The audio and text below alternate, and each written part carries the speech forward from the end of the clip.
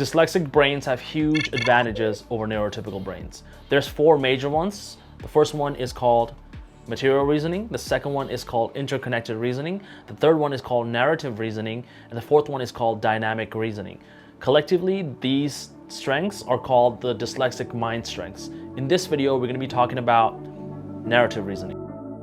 Hi friends, my name is Nishanta. I am a dyslexia coach and teacher. I work here in Southern California. On this channel, we explore tools and strategies that help us become better dyslexics.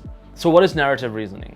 So people with strong narrative reasoning or strong end strengths can process information and solve problems doing something called episodic simulation. So in this book, The Dyslexic Advantage, it really goes into detail about what this means, but let me just give you a quick overview of what episodic simulation is so you can understand how it works and how it helps dyslexics have really strong narrative reasoning abilities. The best way to kind of explain what episodic simulation is to think about having a virtual reality simulator inside your head.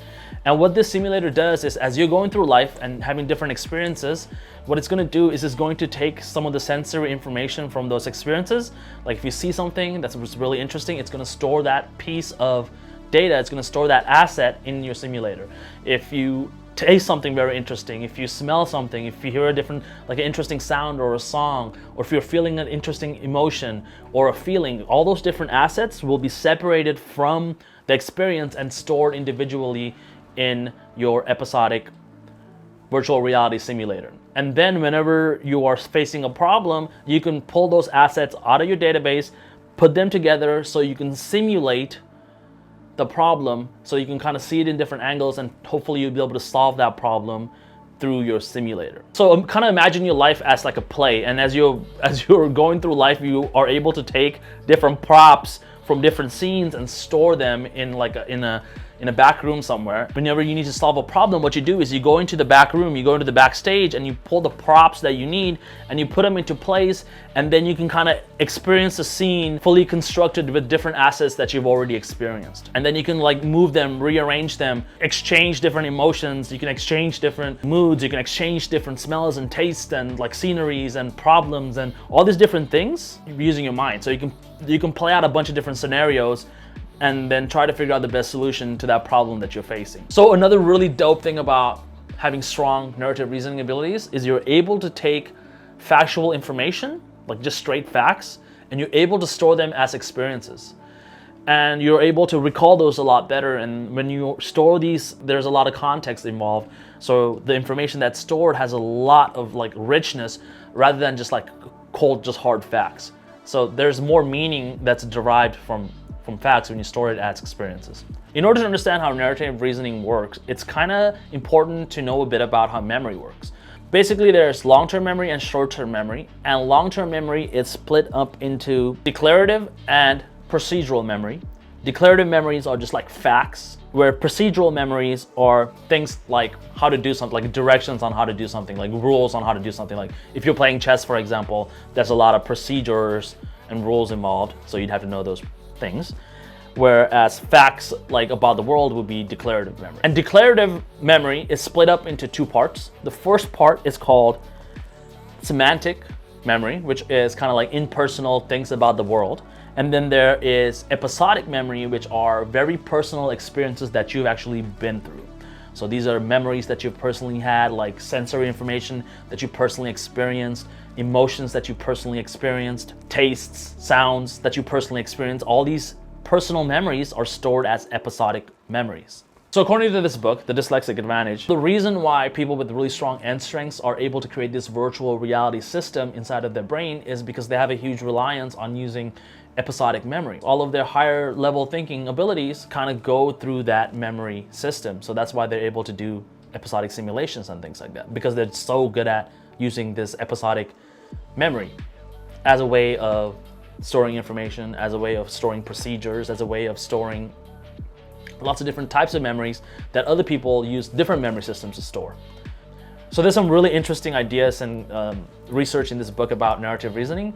And one of the most interesting ideas in it is that people who have a reliance on using episodic memory to store information can actually access that information more creatively and then use that information more creatively compared to people that store information using semantic memory. All right, a quick announcement before we get to the rest of the video. I created a quiz so you can find out dyslexic strengths you have. The link is in the description below.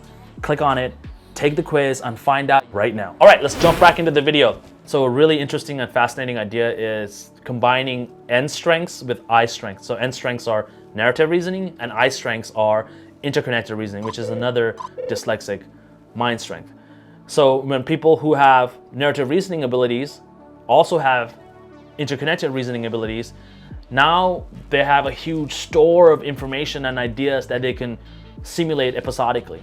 So this type of mind, when you have I strengths and N strengths, creates like really interesting creative people. So let me give you my personal take and experiences with the narrative reasoning abilities. So when I'm not making YouTube videos and coaching dyslexics, I'm a 7th grade science teacher. And I think a really cool way that N strength shows up in my work as a teacher is how I use analogies and examples to explain things rather than using facts and figures to explain how science works. So when I'm teaching science concepts to my 7th graders, my favorite way of doing it is using sketch notes. So when I'm doing sketch notes in my class, I basically draw pictures as I'm explaining the concept to the students. So there'll be a little image, or like a little cartoon of the concept. And as I'm drawing the concept, I'll be like explaining what it is. And usually when I explain it, I try to put little stories, and I try to take the concept and turn it into like a character. And the character's personality or the concept's personality will kind of interact with the other parts of their notes and kind of create like a little story on the page. And that way my students have an easier time remembering in using these analogies. So another way narrative reasoning kind of shows up in my life is my issues with remembering isolated facts. So whenever I just get hit with like some kind of fact or like some trivia or something like that, it's really hard for me to kind of process that without having a lot of context. So whenever I'm trying to remember something or memorize something, I'm always trying to connect what I already know to that thing that I'm trying to learn. If I can't do that, then I have a hard time learning it or like even understanding what that thing is. And I think that's because of narrative reasoning abilities. So another way that narrative reasoning kind of shows up in my life is something that I've been kind of coining downloading people. Whenever I'm having a conversation with anyone or like a friend or a new person that I meet, I'm always trying to figure out how their brain is working through stories that they're telling me. So I'll ask like very unusual questions in order for them to like tell me how their brain is processing certain information. And through them telling me these stories, I kind of construct their brain. I kind of download their brain and like figure out how they think based on the stories that they've told me. And I think I'm able to do that better than most people I know because of my narrative reasoning ability. So I can kind of take that person's downloaded brain and then run them through some scenario and like kind of figure out how they think and like how they would act in certain situations. So I think this idea of downloading people is something that comes in like really clutch when I'm teaching, because I can quickly download my students like within the first couple of months of school, and that makes classroom management really easy. It makes relating and connecting with the students really easy. And I think one of the coolest parts about downloading people's minds and kind of simulating it and figuring out how people think is it really increases the amount of empathy you can have towards someone. You can really jump into someone's shoes. And I feel like this is something really cool I can do because of my dyslexia, and I'm really grateful that my brain's able to do this. So what are the trade-offs of narrative reasoning? Number one, since your episodic memory is your most dominant type of memory, people with strong N strengths are going to have issues with semantic memory, which is like facts. We already kind of talked about that. And then we're also going to have issues with procedural memory, like rule-based memory, like, you know, remembering, like if you're playing a board game or something, I need to play it a few times in order for me to like really understand it, that kind of thing. And like directions when I'm driving somewhere, or directions when I'm cooking something, or those type of tasks are really kind of difficult for me. And I think it's because of the trade-off to narrative reasoning. And another kind of trade-off is pretty much all of school is based in semantic knowledge, like knowing things, understanding certain procedures. Like there's a lot of school that's basically not working towards episodic memory, but kind of leaning more towards semantic and procedural memory. So if you have strong N strengths, those are going to be your weaknesses. So you're probably gonna have some issues unless you get really, really good at using episodic memory to like kind of overcome the challenges of having weakness in procedural memory and semantic memory.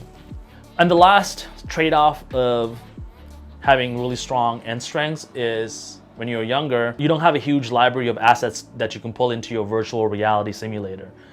So as you're going through experiences, it's really important to kind of think about, like, really experience those emotions, feelings, tastes, sounds, things you've seen, and then kind of like store them in your episodic memory so you can use them as like material for your simulations.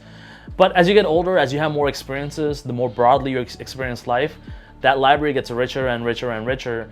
So as naturally as you get older, your ability to simulate certain things, your ability to solve certain problems, your ability to empathize with certain types of people will get better and better and better. But in the beginning, when you're younger, it is kind of hard because you don't have enough of those assets to kind of simulate everything that you need to simulate.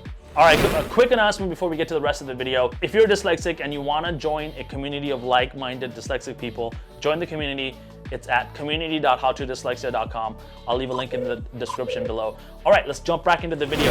And another thing that I think is important about having really strong narrative reasoning abilities is around the stories that we tell ourselves.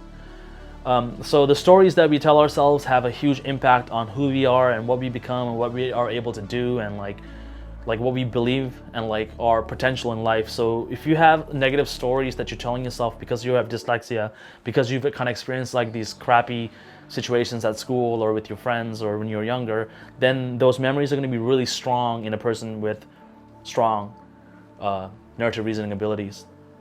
So it's really important that we retell these stories in a positive way so that we can actually experience life to the fullest and like really like achieve our potential. And that's kind of what my channel is all about. This channel exists to reframe dyslexia in a different way, because normally it's framed as like a learning disability, but the story that I'm trying to create and put out into the world is dyslexia is not a disability, it is a difference. And with these differences, there are challenges, but there are huge advantages. And if you can come to terms with your challenges, you can really lean into your advantages and do something amazing that only a unique brain like yours can do. Figure out which one of the 4 dyslexic advantages your dyslexic mind is. Figure out your strengths so you can lean into it and start just doing what you need to do. So I'm gonna read you guys some career fields from this book for people with strong end strengths. So here they are: poet, songwriter, novelist, literature, journalism, screenwriter, counseling, psychology, ministry, coaching, teaching, public speaking, politician, game or video game designer, attorney, sales, marketing, advertising, or public relations. All right, everybody, I'll see you guys on the next video. Thank you so much. Also, join the dyslexia community. You can check it out at community.howtodyslexia.com. Bye-bye. Love ya.